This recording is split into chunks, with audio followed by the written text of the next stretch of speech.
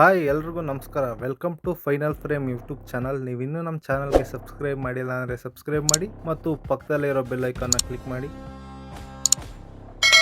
ಇವತ್ತು ನಾವು ಮಾತಾಡ್ತಿರೋ ಸಿನಿಮಾ ಧ್ರುವ ಸರ್ಜಾ ಅವರು ನಟಿಸಿರೋ, ಪ್ರೇಮ್ ಅವರು ನಿರ್ದೇಶನ ಮಾಡಿರೋ ಅಂಥ ಸಿನಿಮಾ, ಸ್ಯಾಂಡಲ್ವುಡ್ನ most hyped cinema KD the devil.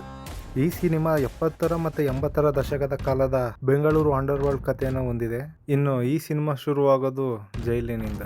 ಒಬ್ಬ ವ್ಯಕ್ತಿ ಜೈಲಿಂದ ಬರ್ತಾ ಇದ್ದಾನೆ, ಹೊರಗೆ ಬರ್ತಾ ಇದ್ದಾನೆ ಅಂದರೆ ಯಾಕೆ ಅಂಡರ್ ವರ್ಲ್ಡ್ ಇಷ್ಟು ನಡುಗುತ್ತೆ ಅಂತ ಪ್ರೇಮ್ ಅವ್ರ ಸ್ಟೈಲಲ್ಲಿ ಓಪನಿಂಗ್ ಕೊಟ್ಟಿದ್ದಾರೆ. ಇನ್ನು ಇಲ್ಲಿ ಕತೆ 70ರ ದಶಕಕ್ಕೆ ಹಿಂತಿರುಗುತ್ತೆ. ಧ್ರುವ ಸರ್ಜಾ ಅವರ ಸ್ಕ್ರೀನ್ ಪ್ರೆಸೆನ್ಸ್ ಪ್ರೇಮ್ ಟಚ್ ಇಂದ ಕೂಡಿತ್ತು. ಲಾಂಗ್ ಹೇರ್, ರಗಡ್ ದಾಡಿ ಮತ್ತು ಹಳೆ ಕಾಲದ ಬೆಲ್ ಬಾಟಮ್ ಪ್ಯಾಂಟ್ಸ್, ಅದೆಲ್ಲ 70ರ ದಶಕದ ರೌಡಿಸಮ್ ತರ ಪಕ್ಕಾ ಕಾಣ್ತಿತ್ತು. ಅವರ ಆಕ್ಷನ್ ಸೀಕ್ವೆನ್ಸ್ಗಳು ಸಿನಿಮಾದ ಒಂದು ಹೈಲೈಟ್ ಅಂತ ಹೇಳ್ಬೋದು.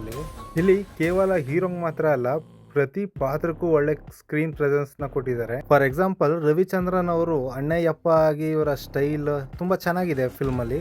ಇನ್ನು ಸಂಜಯ್ ದತ್ ಅವರಂತೂ KGF ಆದ್ಮೇಲೆ ಈ ಸಿನಿಮಾದಲ್ಲಿ ಪಾತ್ರನ ಕುಡಿದು ಬಿಟ್ಟಿದ್ದಾರೆ. ತುಂಬಾ ಚೆನ್ನಾಗಿ ಬಂದಿದೆ ಅವರ ಆಕ್ಟಿಂಗು ಮತ್ತೆ ಸ್ಕ್ರೀನ್ ಪ್ರೆಸೆನ್ಸ್. ರಮೇಶ್ ಅವ್ರ ಪಾತ್ರ ಡಿಫ್ರೆಂಟ್ ಆಗಿ ಚೆನ್ನಾಗಿ ಬಂದಿದೆ. ಎಲ್ಲರಿಗೂ ಸರ್ಪ್ರೈಸ್ ಮಾಡ್ತಾರೆ ಈ ಮೂವಿಲಿ. ನೀವು ಅದನ್ನ ಥಿಯೇಟ್ರಿಗೆ ಹೋಗ್ಬಿಟ್ಟೆ ನೋಡಬೇಕು. ಇನ್ನು ಈ ಸಿನಿಮಾದಲ್ಲಿ ರೇಷ್ಮಾ ಅವರ ಎನರ್ಜಿ, ಗ್ರೇಸ್ ತುಂಬಾ ಚೆನ್ನಾಗಿದೆ.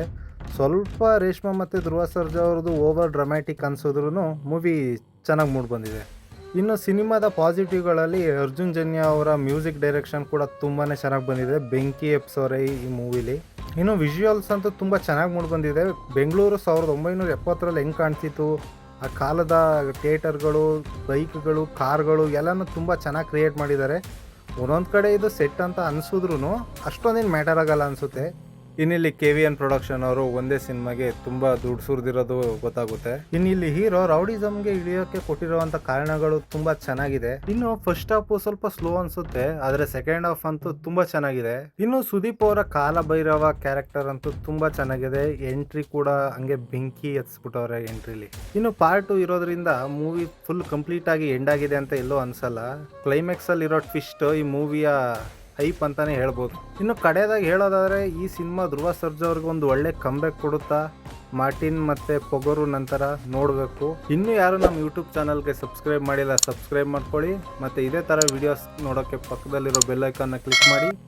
Thank you.